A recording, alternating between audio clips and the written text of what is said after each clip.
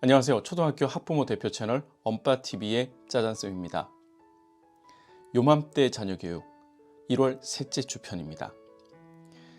대부분 아이들이 겨울방학에 들어갔습니다. 이번 셋째 주에는 무엇을 챙겨주면 좋을지 한번 살펴보도록 하겠습니다. 방학이 거의 정점에 와 있다라고 생각해야 되겠죠? 우리가 삶을 조금 더 재미있게 살아가기 위해서는요, 이 계절 스포츠를 즐길 줄 알아야 되지 않을까 생각합니다. 이런 말이 있어요. 우리가 대학은 수학으로 가고요, 취업은 영어로 하고요, 그리고 삶은 음미체로 즐긴다 라는 거죠. 결국 우리의 삶을 조금 더 재미있고 즐겁게 하기 위해서는 음악을 하고 미술을 하고 스포츠를 즐기는 것으로 이어져야 된다는 얘기죠.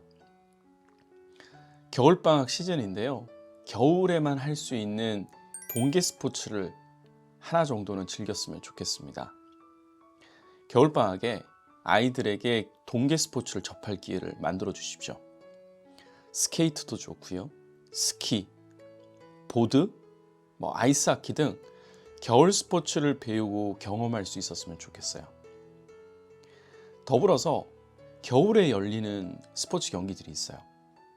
농구, 배구 대표적이죠. 이러한 농구와 배구 경기를 관람할 기회를 가진다면 스포츠를 통해서 스트레스도 풀리고요, 그리고 스포츠에 대한 룰도 자연스럽게 이해할 수가 있죠.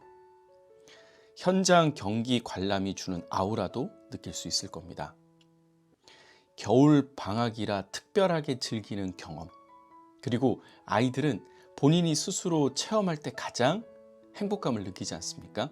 그래서 이런 스케이트, 스키, 보드, 아이스하키 등 동계 스포츠를 아이들이 즐길 수 있는 기회를 만들어 주시는 게 좋겠습니다.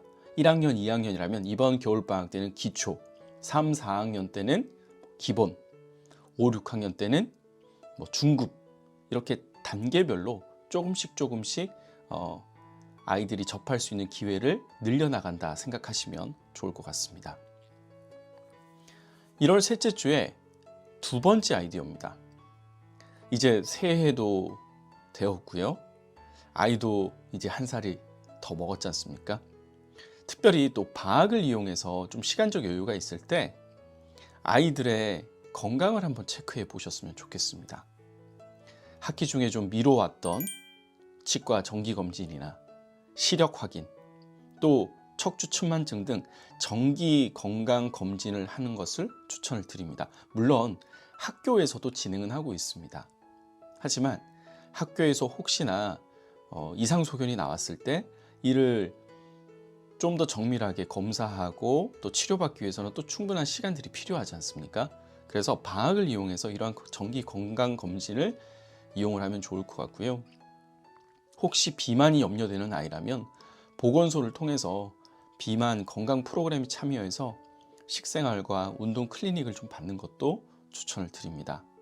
반면에 또 너무 허약한 체질의 아이들이라면 영양제나 또는 한약 처방을 받아서 복용하는 것도 좋을 겁니다. 결국 엉덩이 싸움이라고 하지 않습니까? 학년이 올라갈수록 체력이 실력으로 바뀌는 그러한 시간이 될 겁니다. 따라서 체력을 통해서 실력을 기르는 그런 시간들이 되면 좋을 것 같습니다. 아이들의 건강 체크 한번 셋째 주에는 꼭 실시해 보셨으면 좋겠습니다. 1월 셋째 주 마지막 교육적 아이디어인데요, 일상생활의 습관을 한번 점검해 보는 겁니다. 제가 1월 둘째 주에 아이들의 방학 처음에 세웠던 계획을 중간 점검해 보자라고 영상을 찍었는데요, 한번 못 보신 분들은 꼭 한번 살펴보십시오.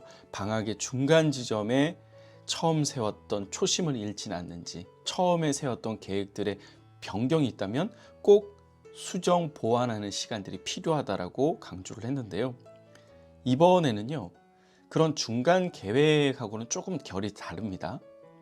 일상생활의 습관을 한번 면밀히 들여다보는 시간이 되셨으면 좋겠어요. 아이들이 생활하는 시간이 아무래도 방학 기간에는 좀 더 길지 않습니까?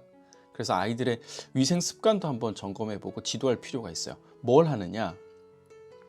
아이가 식사 후에 양치질을 하는데 우리가 학기 중에 점심시간에 아이들 스스로 양치질을 하지 않습니까? 그래서 학기 중에 꼭 아이들 양치컵과 양치 치약을 챙겨주는 것도 그러한 맥락인데요. 아이들이 양치질을 제대로 하는 아이들이 그리 많지 않습니다. 그냥 대충대충. 보통 위아래로 닦는데 정말 다양한 방법으로 닦는 아이들이 보입니다. 그래서 식사 후에 양치질 지도, 그다음 외출 후에 기본적인 손발 씻기에 대한 습관들, 그리고 세수 후에 스킨과 로션을 바른다라는 것, 그리고 손톱과 발톱을 청결하게 유지한다라는 것, 그리고 이제 초등학생이면 혼자서 샤워를 하지 않습니까? 그래서 몸의 구석구석을 깨끗하게 씻을 수 있는지, 이러한 것들이 사실은 학기 중에는 어머니 아버님들이 체크해 주기가 쉽지 않아요. 어머니 아버님도 많이 바쁘시잖아요, 그렇죠? 그래서 아이들이 방학 동안에 조금 여유가 있을 때, 또 어머니 아버님들이 또 주말이나 또는 겨울방학에 특별한 휴가를 좀 내셔서 아이들한테 좀 이런 것들도 한번 챙겨봐 주시는 게 좋을 것 같습니다. 초등학교 공부의 핵심이 뭡니까?